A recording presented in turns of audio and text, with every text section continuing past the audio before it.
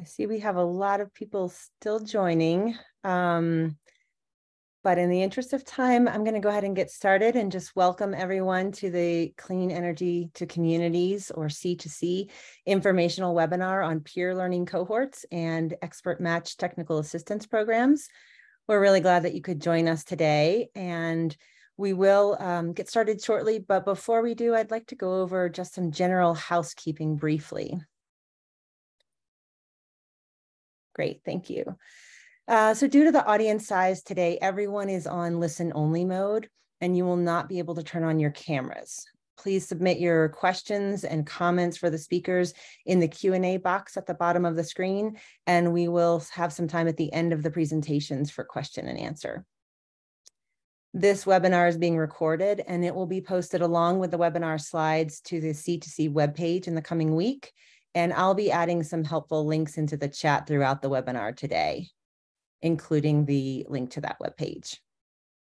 And then finally, I'll also share some troubleshooting tips in the chat, but if you have any technical difficulties that you can't resolve, please do reach out to the webinar host for assistance.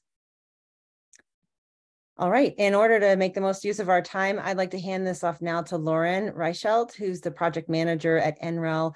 She works on community-based programs, and she is the lead for our C2C peer learning cohorts. Lauren? Thanks, Sarah.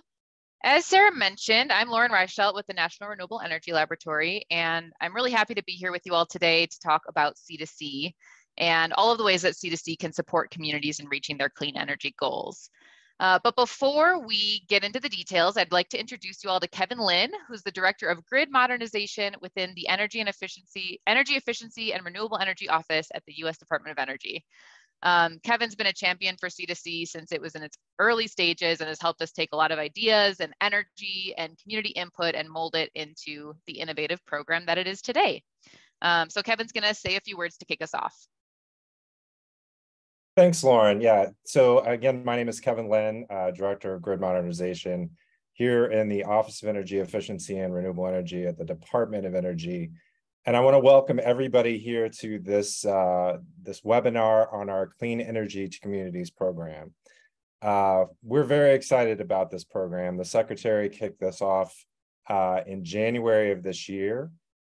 We just made an announcement for one of our 3 different program offerings, our in-depth partnerships. We're awarded 6 different communities in-depth partnerships just a few weeks ago.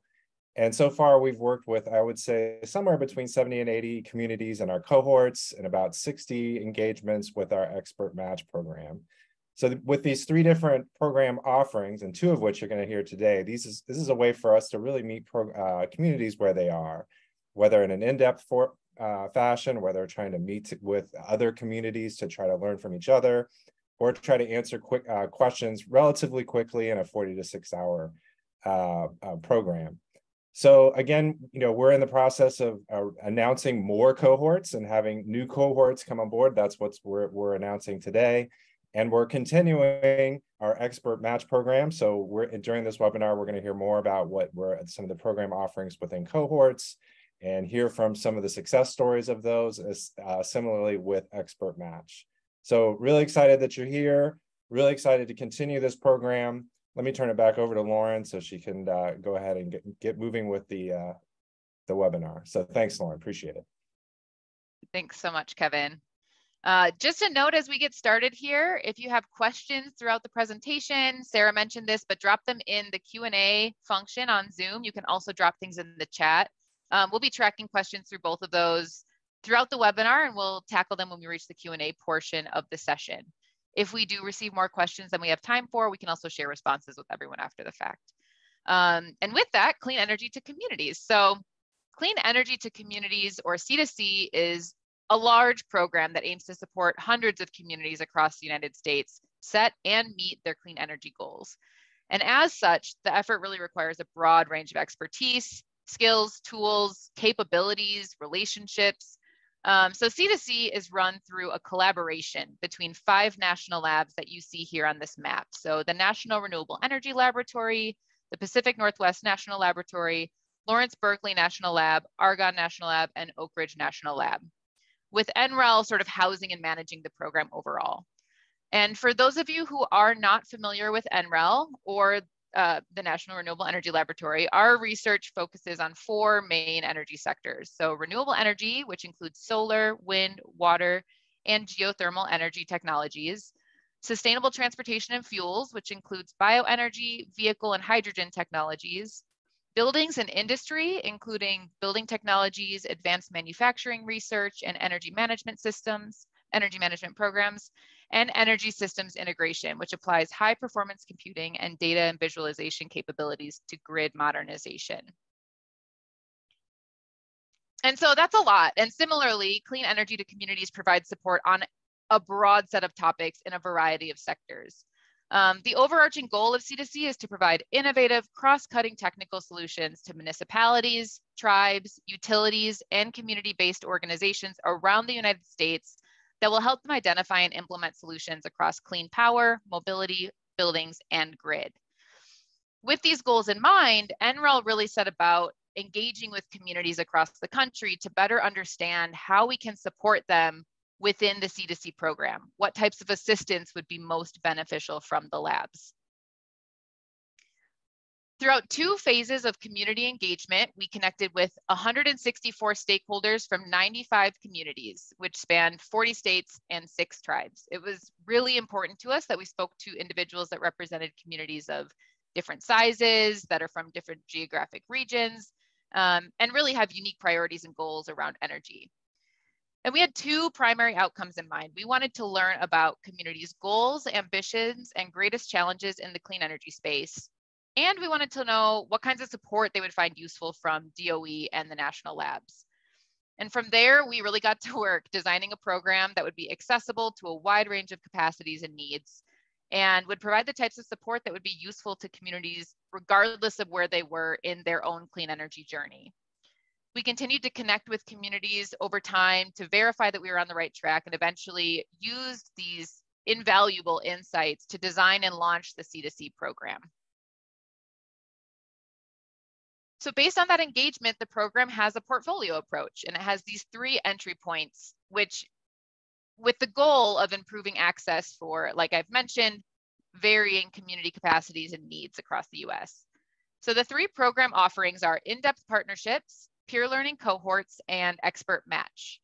In-depth partnerships are multi-year engagements, and we work with a few communities in this way to provide complex multi-sectoral modeling, analysis, and validation. Cohorts are a shorter term commitment where communities convene in groups of around 15 around a single clean energy topic over about 6 months. So they receive expert teachings and coaching, templates, tools, and strategies, as well as lessons learned and best practices from peers. NREL partners with World Resources Institute to host these cohorts, and we'll be hearing from Lacey Shaver with WRI next to dive more into the C2C peer learning cohorts. And then the third offering is Expert Match. Expert Match is the most accessible point of entry. So by submitting a relatively short and simple application form, communities can receive 40 to 60 hours of technical assistance from National Lab experts that can help them overcome their most pressing challenges or tackle a near-term opportunity locally. Today, we are, as Kevin mentioned, we're going to focus mostly on C2C cohorts and C2C expert match because they provide the most opportunities for organizations like yours to engage because their application period occurs more frequently, or in the case of expert match, on an ongoing basis. But you can find more information about in-depth partnerships and the recently selected communities that Kevin mentioned on the C2C website at www.nrel.gov/C2C if you want to learn more about that particular offering. The C2C program went through a pilot phase in 2022 and early 2023, and we've now launched the official C2C programming across the United States. So this map here shows the communities that we've supported through C2C so far in this first year or so since program inception. For the rest of our time on this call, we'll learn more about C2C peer learning cohorts and expert match from those that are providing the assistance to communities. And then really importantly, we're also going to hear from communities that have participated themselves in these offerings. And with that, overview, I think we're ready to kick things off here with Lacey Shaver of World Resources Institute. Great. Thanks so much, Lauren. So nice to be here with everyone today. My name is Lacey Shaver. I'm Senior Manager for City Clean Energy at the World Resources Institute. I've spent the last 10 years designing and running these types of education and technical assistance programs to help cities, counties, towns, and all their different partners make progress towards climate and clean energy goals. It's been such a delight to get to work with the team at DOE and NREL on this program. And so I'm excited to get to tell you a little bit more about what we've been up to and where we're going. So what's a peer learning cohort, you might ask? It's really a way to bring together a group of peers facing a similar clean energy challenge in a similar time frame, and then provide education, best practices from experts across the country, case studies and firsthand learning from leading peer communities, and tailored light touch support and coaching from national labs and orgs like WRI to help participants make progress on a local project. Most importantly, peer learning cohorts provide ample time for peer exchange and discussion. We know that you want to learn from each other more than you probably want to learn from us. So that's a really big part of this effort. The eligible entities for these cohorts really vary by cohort theme, and they're spelled out in more detail in the application materials. But in general, we're looking at supporting local governments, tribal governments, utilities, community-based organization, and other local partners. All of these partners are supported by lab experts with education, case studies, analysis, modeling tools, templates, and facilitated collaboration. We know that you've got a lot on your plates, so we want to help you make local progress in an efficient, equitable, and impactful way by getting you the information that you need in a way that respects your time. We launch a new batch of these cohorts every 6 months in January and July, and the corresponding application periods are in the spring and fall. Evaluation committees review the short online application, and then they select 8 to 15 communities to participate in each of those cohorts. Next slide, please. So C2C cohorts cover a variety of topics across different categories or buckets. These include transportation and mobility, buildings, renewables and grid, resilience, and then topics that enable implementation and support energy justice. For example, a couple of these topics in the past have been incorporating community voices in clean energy planning and deployment, and unlocking clean energy for all financing strategies for a more equitable energy future. Because we host cohorts every 3 months, there's no way we can cover all of these topics every cycle, but we make it a priority to rotate through these different categories so that we get through them all in time, and we can really meet the needs and interests of different communities all across the country. Next slide. So what does one of these cohorts look like? You can go ahead and just put the whole slide up. So here's an example from a cohort that we are currently running right now that we're halfway through, and it is on planning and funding for EV infrastructure. And so this is a planning focused peer learning cohort. We have 15 participating local governments. We've got towns, cities, counties, regional organizations, and each one is paired with a Clean Cities Coalition. And they are working to lay the groundwork for community-wide EV infrastructure planning. So this cohort goes from July to December, and over those 6 months, the participating local governments meet every month for a 2-hour virtual workshop. And then between sessions, they get a one-on-one technical assistance session with their partner Clean Energy Coalition. And every month they're working to develop the foundational analysis, stakeholder mapping, and other elements that they can put into a community-wide EV plan. And so you can see here we go from the role of local governments in accelerating EV charging infrastructure. What is that role? We cover funding and financing topics. We have an entire session devoted to strategies for equitable deployment of EV charging infrastructure, where we can cover community engagement really in depth. A whole session on permitting, zoning, building parking codes for EV charging infrastructure, contracting with EV charging providers and setting fee structures.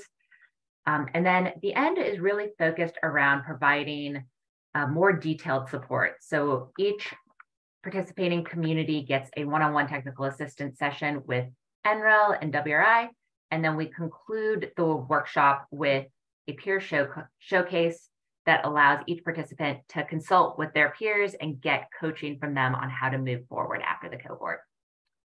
Next slide. So for our next round of topics, we're currently recruiting right now. The applications are open through October 31st. These topics were picked based on direct suggestions from communities and the interest we noted through other programs and market trends. We do a lot of legwork, as Lauren said, to make sure that these topics are really reflecting the priorities of communities across the country. So we will be focusing on buildings. We have a cohort on evaluating and prioritizing municipal buildings for energy efficiency and decarbonization investment. It's really targeted towards early stage communities and helping them to look across their buildings and operational portfolio. And I'll cover topics like benchmarking, funding and financing, and will culminate in developing an RFP template to retain services for a firm to support building decarb work. We're also going to be looking at enhancing resilience at critical municipal facilities through solar storage and microgrids, which will support participants as they seek to enhance resilience at one or more critical facilities. Think hospitals, fire stations, emergency shelters, or wastewater treatment plants. So we'll be looking at things like sizing and placement of on-site generation and storage technologies and calculating the cost of a microgrid versus a grid-connected system. Our last topic is transportation focused, and it is on designing engagement to shape community-wide transportation electrification. It will support local governments, tribes, and municipal utilities to develop a community-driven approach for transportation electrification, and it will help them to begin a process of designing a transportation needs assessment and engagement plan. More info on all of these is available on the C2C website. So to my last slide here. I know that everyone has a million applications going on right now, so we've really tried our best to make this one short and easy. It's a short online form, and you can apply for up to 2 cohort topics at a time if you have the capacity to participate. And you can apply even if you have participated in cohorts or another C2C offering. And so, as I mentioned, the deadline is October 31st at 11:59 p.m., a very spooky deadline. And, hopefully we've got a little bit more of a month to apply. So, as I said, we try not to spend too much time hearing from us national experts, and we really wanted to provide time on this webinar to let you hear from folks from the cohorts themselves. So now I would like to hand the mic over to Rosemarie Russo from Commerce City, Colorado, who's going to tell you a little bit more about her experience in C2C peer learning cohorts. Rosemarie, over to you. Thank you. So I'm very excited to talk about our experience with NREL and WRI. I was familiar with NREL because I worked with them when I was a sustainability director in Moab. They help model our strategies for our renewable roadmap. And then also they did a case study on data to decisions and about our energy use. And that really redirected how the municipality spent their community outreach funding and also how we chose some of our capital projects. And so when I came back to Colorado, I started working in what is referred to the EJ poster child for Colorado, Commerce City. It's a very industrial city. It's home to like 3 highways, 3 concrete plants, and the only refinery in Colorado. The refinery had 144 violations last year, so it didn't leave a lot of time to strategize about sustainability. So we joined the cohort in January.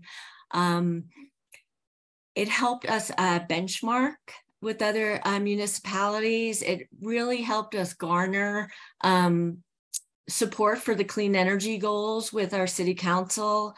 It helped accelerate our first sustainability action plan. And then it changed the public perception about the city, about how we were trying to transfer to a clean energy community. And so it enhanced our economic development, and it even made us like rethink how we looked at our existing facilities, because we're home to a lot of warehouses. So now instead of looking at them as warehouses, we look at them as solar roof partners. Hey, Rosemarie. Yeah. I think you might be off camera. Yeah, I tried to hit start video, but it says you cannot start your video because host has stopped it. Okay, we'll have someone go turn your camera on for you. Sorry, didn't mean to cut in. Okay, no worries. Here we go. And so I was familiar with some of the tools, but just getting a refresher on slope and PV watts, and there were some new tools I hadn't used before about solar procurement analysis, and so that was incredible. And now that we've passed the Sustainability Action Plan, we progressed to our second cohort about clean energy procurement, and that information has been so invaluable as well, because it's sort of dissecting all the federal money that's out there, the different tax credits. This week we talked about different equity bonuses that our community would be eligible for. And then we took an in-depth dive into partnerships and how we might be able to work with some public-private partnerships. And so, I have been teaching climate classes since 1999.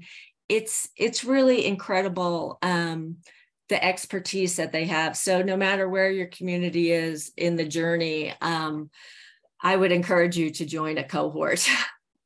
And with that, I'll pass it along. Thank you so much, Rosemary. And we're so glad that you found value in 2 cohorts, and really that you've been able to take the learnings from the first one and then apply them in the second. I think now we're going to go over and hear from Abby Hayward, who's from Los Alamos, New Mexico. Thanks, Lacey. My name is Abby Hayward, as Lacey mentioned. I'm the Water and Energy Conservation Coordinator with the Los Alamos Department of Public Utilities. We're a publicly owned municipal utility, and we provide gas, water, sewer, and electric services to our customers, and we are operated by the County of Los Alamos. The first cohort that we participated in was accelerating the equitable and grid-friendly deployment of EV charging infrastructure. We entered into this cohort because we currently have a smattering of EV chargers across our county that don't really have any rhyme or reason or plan or maintenance schedule behind them. And we wanted to know more about how to develop an organized approach to determine all of the players, because no one department was really interested in taking that responsibility necessarily. And in the same vein, everyone likes to think they're incorporating as much equitable inclusivity as we can, but during the process of the cohorts over those 6 months, we were listening to other communities talk about both their successes and their failures. Oftentimes the failures were way more important than the successes. And it brought to light a variety of topics that we hadn't considered during our county's discussions. And taking those points to heart, we also, it really strengthens some of our recent grant applications in our EV infrastructure exploration and development. So hopefully we really see some positive grant monies come from that and that cohort experience. It was incredibly helpful being able to communicate in the peer discussions during those breakout sessions that we had. And it's great for getting input if you're a team of one, like many of us are. If you're in some sort of conservation, sustainability, EV, you name it, it's often a small organization or department within your organization. And you can get better guidance instead of chasing down random potential partners and resources. You can listen to those other communities and see what they did and where they went, and it gives you a better idea of where to start or redirect if you're in the middle of a journey. Because I was able to pick up so much invaluable information from the other communities in a space where I was definitely made comfortable to be open about my questions, my comments, my concerns regarding my county's decisions and actions and where should we go. We're midway through a second cohort, similar to Rosemary. We have joined the Incorporating Community Voices into Clean Energy Planning cohort. We are preparing for the stakeholder engagement update to our water and energy conservation plan. It's reviewed annually, and this is very critical during our continual transition into the clean energy environment. So with that, I will also hand it back.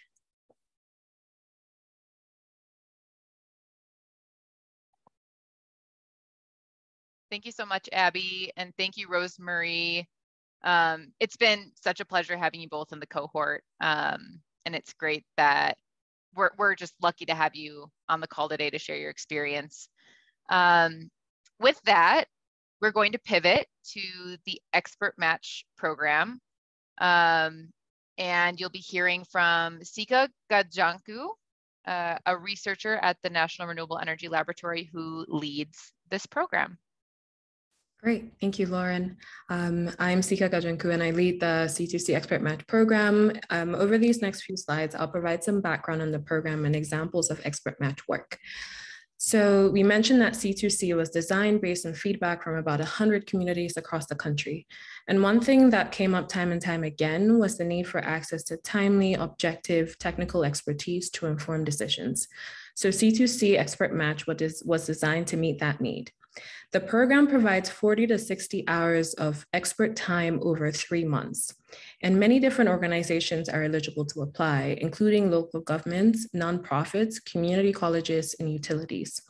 The technical assistance provided is really tailored to meet specific needs and specific questions, and it really covers a breadth of technical topics, including clean electricity, buildings, transportation, energy, environmental justice, and so on.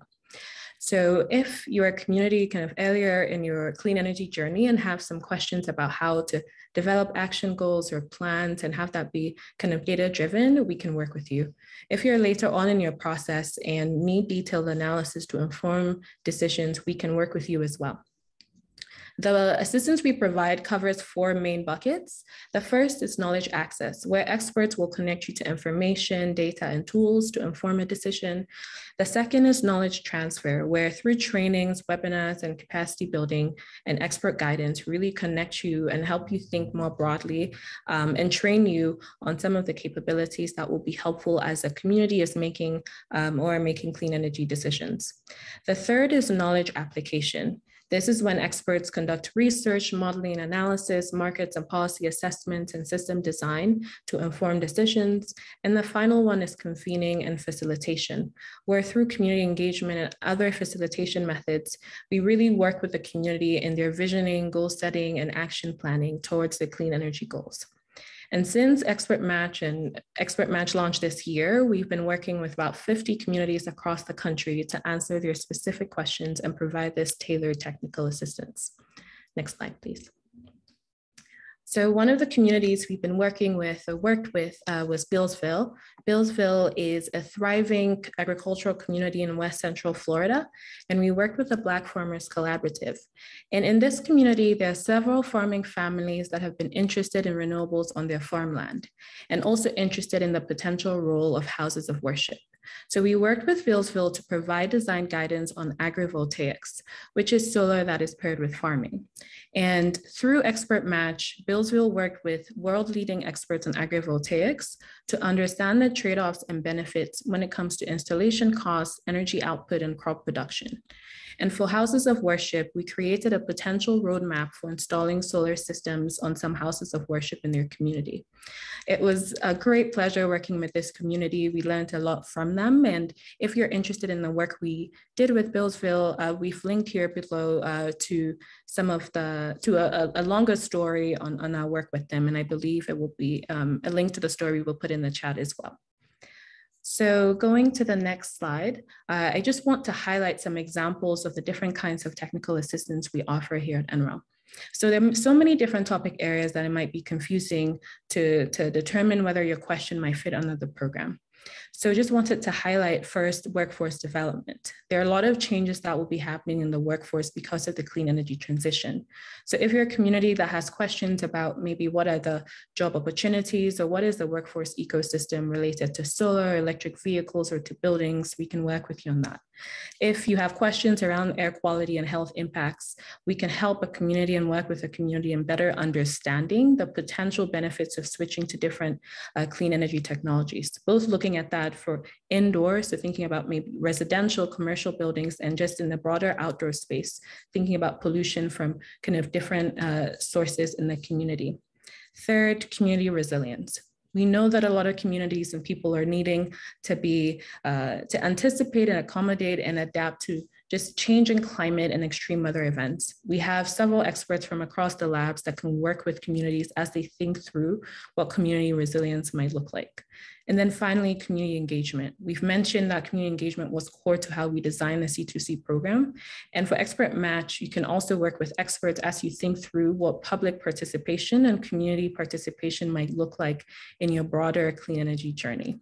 So if this sounds like a program that might be a good fit for your community, we invite you to apply. We are accepting applications on a rolling basis, so you can apply at any time. We'll put a link to the application in the chat.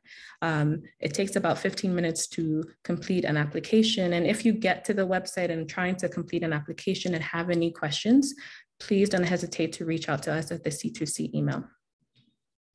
So next, we'll go to a slide highlighting some of the work we did with with Billings, Montana. Unfortunately, a community partner could not join the call today due to technical difficulties, but Billings was one of our first pilot communities, and we had a wonderful experience working with them. It's a city in southern Montana with a population of about 100,000 people, and the city's water and wastewater services represents the largest kind of consumer of electricity, and also the greatest municipal utility cost. And so Billings was really interested in assessing the potential for solar plus storage to meet some of their energy needs and really reduce the utility cost. So we used an NREL model called REOPT to conduct a techno-economic analysis to assess what the potential might be for solar plus storage. And our analysis estimated that the city could host about a 1.5 megawatt PV system that would cover about 6 acres of land that was kind of shared as a potential site for solar in the community. And our analysis also kind of identified how the use of the solar plus storage could reduce municipal utility costs over the lifetime of the project and help the community to redirect funds for other community priorities. And I'll also, at this point, invite Karen Steers, who's on the call from Billings, to offer a few words on the work with them as well.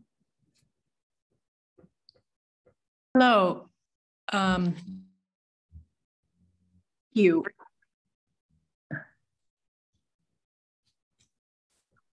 Hello.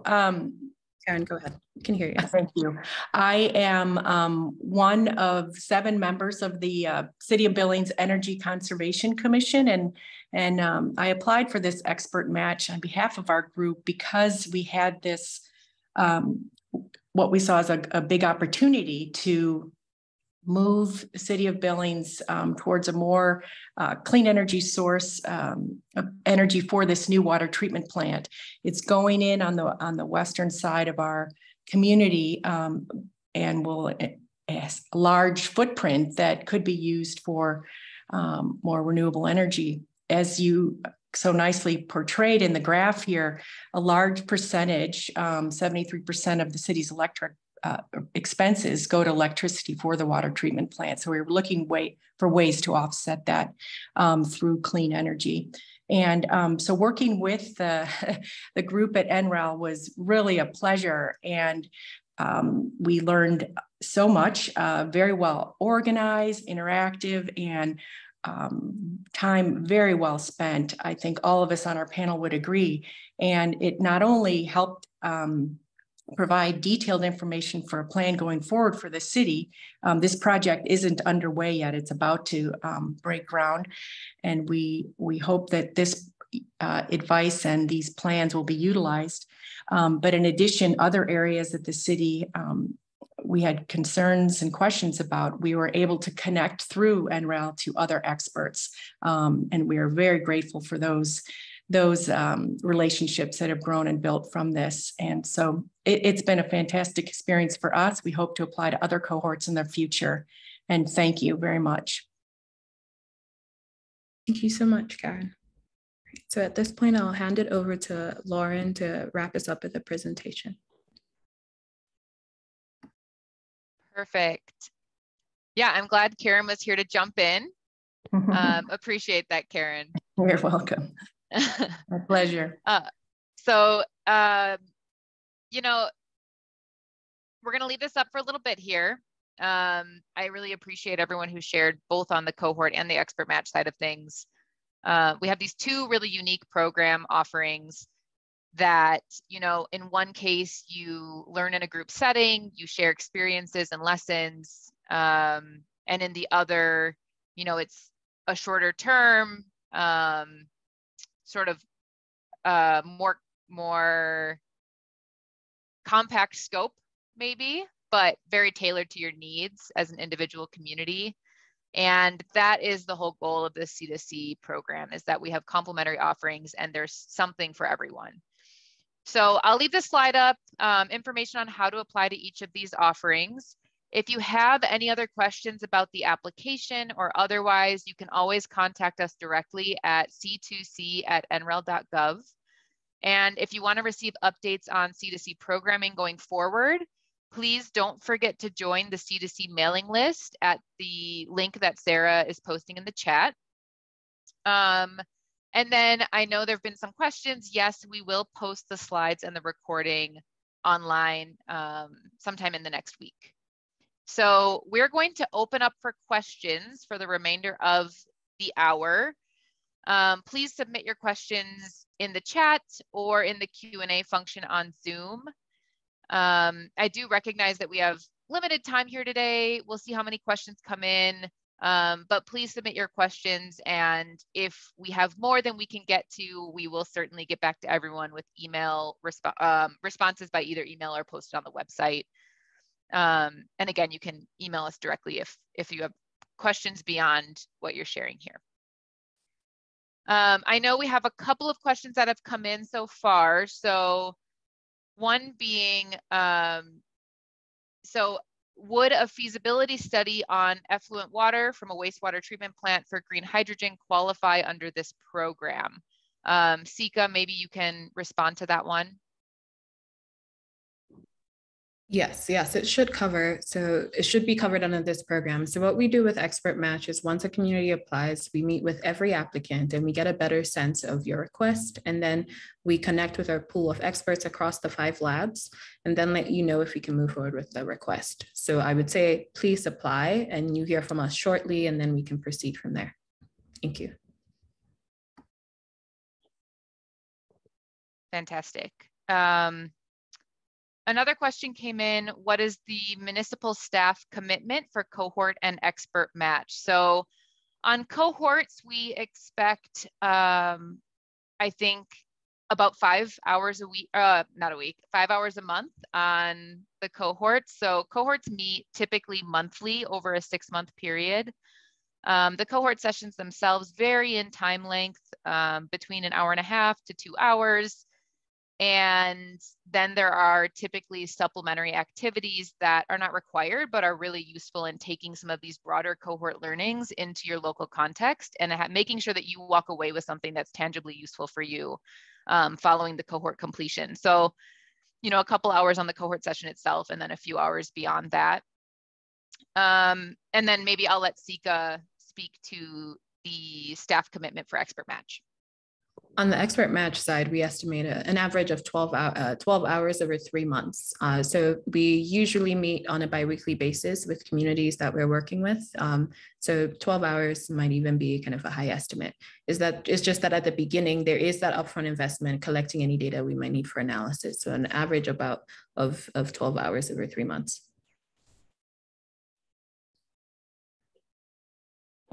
Great.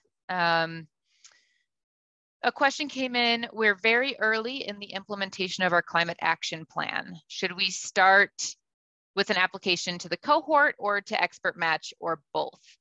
So that's a good point that you can apply to both. They can be very complementary. It depends on what you want to get out of it. So with cohorts, we have 3 cohort topics that are being launched in January for which the applications are currently open. If some of the first steps that you're taking on implementing that climate action plan align with one of those cohort topics, I would certainly encourage you to apply, and you can see those cohort topics on the website. But if you have sort of a really specific or more bounded question about one of the pieces in your climate action plan. What does this look like on the ground? What is the best site for us to start to strategize around? What is the technology that works best in a certain case? And, you know, Sika might be able to speak to some other examples of what might be good fits there, but it's really just a matter of what are the questions that you mostly have at this point in time. And I'll add that, you know, as a team, kind of we try to coordinate efforts as much as possible. So if a community applies to both cohorts and expert match, we can make sure that the scopes of work for cohorts versus expert match complement each other. So if you do see a cohort that aligns with your planning goals, to what extent can we answer maybe a slightly different question through expert match? And might it make sense to do that in parallel, or have you finish with cohorts and then get the assistance from expert match? So again, like Lauren said, invite you to apply to both if you see an opportunity for both, and then we can have discussions about how to manage that. How long does it take to hear back after you submit an expert match application, Sika? Great question. So on average, we get back to applicants between 2 weeks to a month from your application. So when we get applications, we screen internally, just make sure that we're well positioned to potentially support your request. And then you should get an email from us requesting a short call for us to clarify and better understand kind of your application. And I will add, I did see a quick question in the chat from an organization, Residents Against Wood Smoke Emission Particulates. We did review your application and we will be reaching out to you probably early next week. So thank you for submitting the application, and it was definitely a good fit for expert match. A lot of experts were very excited about that one. Yes, they were. So is the support provided by the National Labs technical assistance? Are there funds granted to selected groups? So no, the support comes in the form of technical assistance and strategic support. There are no funds granted to C2C participants in peer learning cohorts or expert match. I will add with expert match, you know, we are staffing experts from across the 5 labs we highlighted, and sometimes some of the requests might include us providing more information on funding opportunities. You might have, again, we focus on technical assistance, do not provide any funding, but sometimes we can provide more information on funding opportunities that might be a natural next step for your community following technical assistance.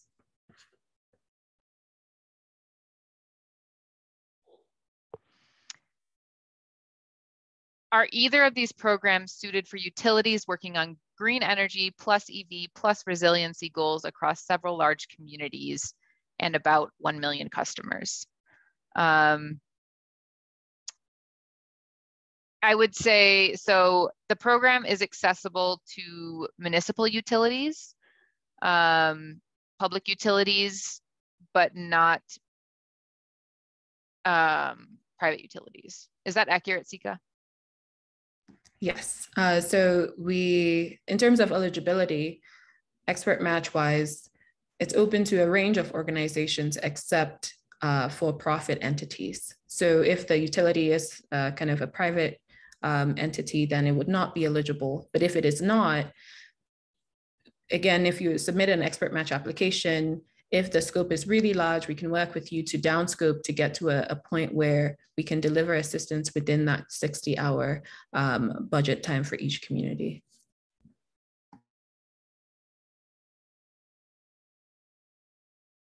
Great. Yeah, we can also, the other piece there is that we are connected to other technical assistance programs across the labs. And so if we receive submissions that aren't a perfect fit for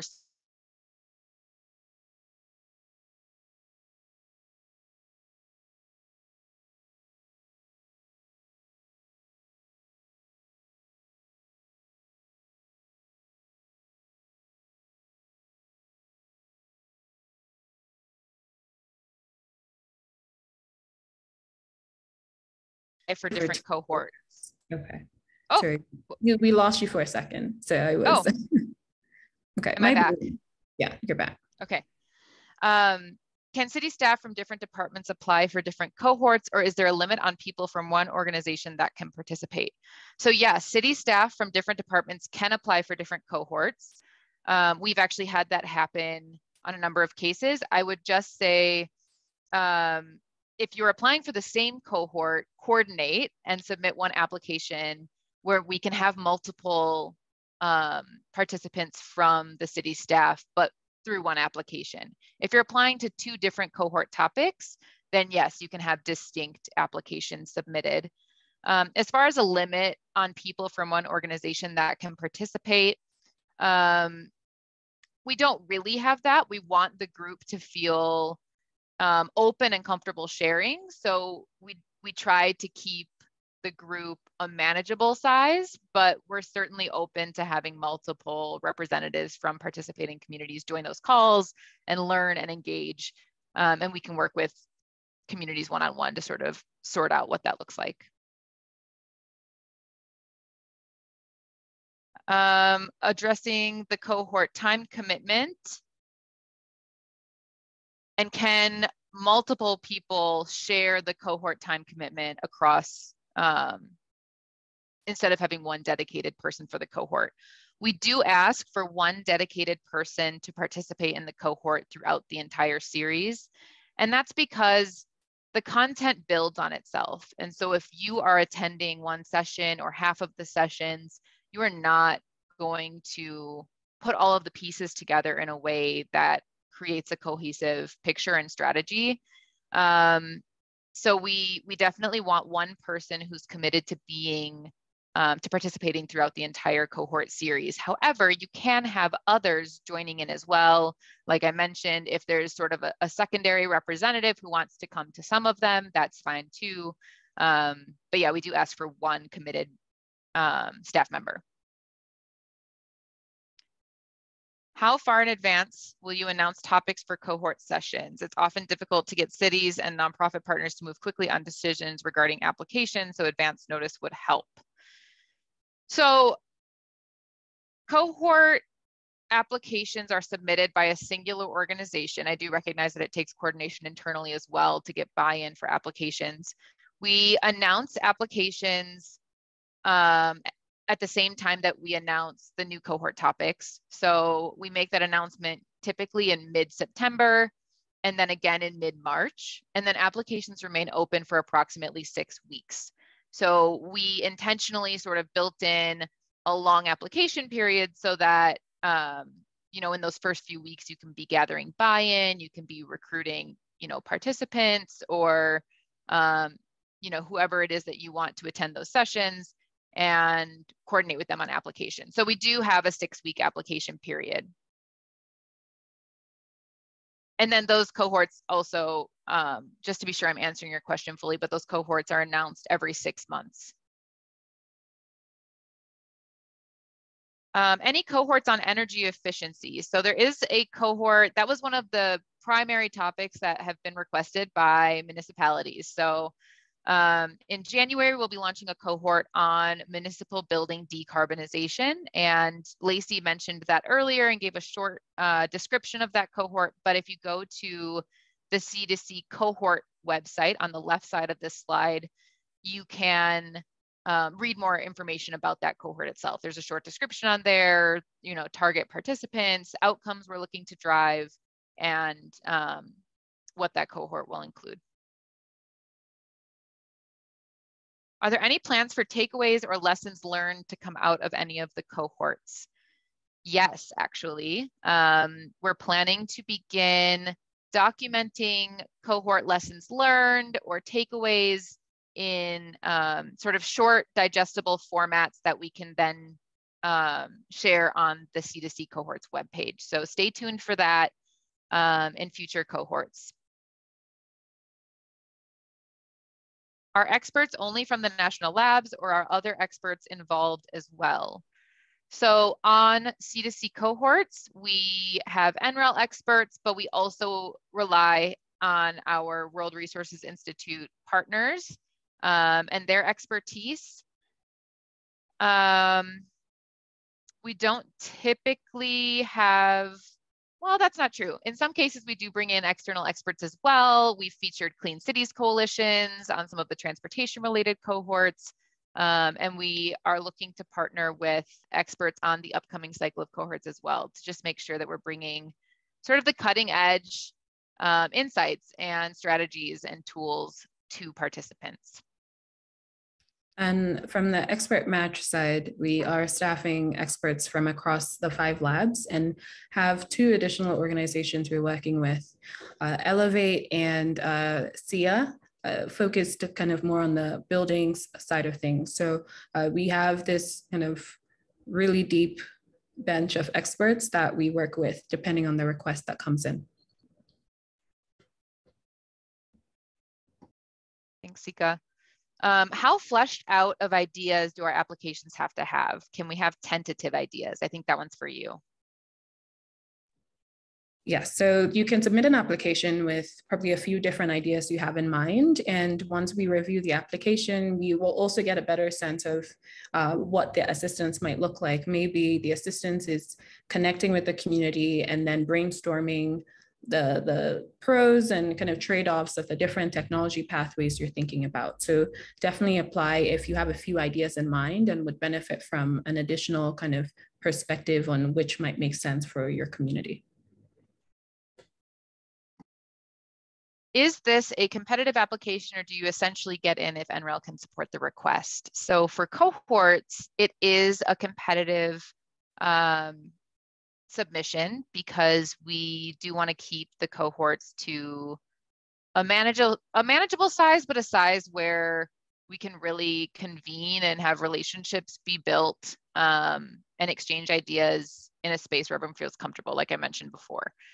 But I think Sika Expert Match is a little bit different in that way. Yes, so with Expert Match, we are kind of accepting applications until we reach a cap. But even then, we expect that the program will grow as we get, more demand. So it's kind of a demand-based program. And so I mentioned we're working with 50 communities currently, and we have planned to work with up to 200 in the first year of the program. So we definitely have space for many more communities. So we invite you to apply to Expert Match. What is the difference between a secondary representative or an administrative contact for a cohort application? So someone was looking at the cohort application. So there's a space on the application for you to identify a second point of contact. And that could either be what we're calling a secondary representative, which would be someone else in your organization who works on this subject matter, who might want to participate in cohort sessions alongside you, or be the primary if you're applying on their behalf. But really, a subject matter expert, someone who works in this space. An administrative contact might be someone in your office who helps manage your schedule, or makes sure that the application is submitted, or whatever that might be. So that's sort of the difference, the distinction there. And you could submit either one for that secondary contact. Let's see. I'm a member of the Black Farmers in Selma, Alabama. We're just starting, so which cohort would be better for us? I think that would depend on what you're working on. I would suggest going in and looking at the C2C cohorts webpage, looking through the 3 cohorts we have coming up and seeing if any of them are of interest to you in the near term, and if you think that they would help you with your goals. And then certainly Expert Match could be a good fit. Definitely. We're working with a few different Black farming communities across the country through Expert Match. So like Lauren said, review the cohorts application page. If it makes sense, apply for cohorts, but we'll definitely also encourage you to apply for Expert Match as well. What municipal department would you recommend participating in the transportation cohort? So with the upcoming transportation cohort, I think a planning department would be a really good fit. If you have like an engagement sort of arm to the planning department, or a group in your organization that is more public facing, they might be a good fit to participate alongside you. But yeah, I think planning is definitely a good audience for that one.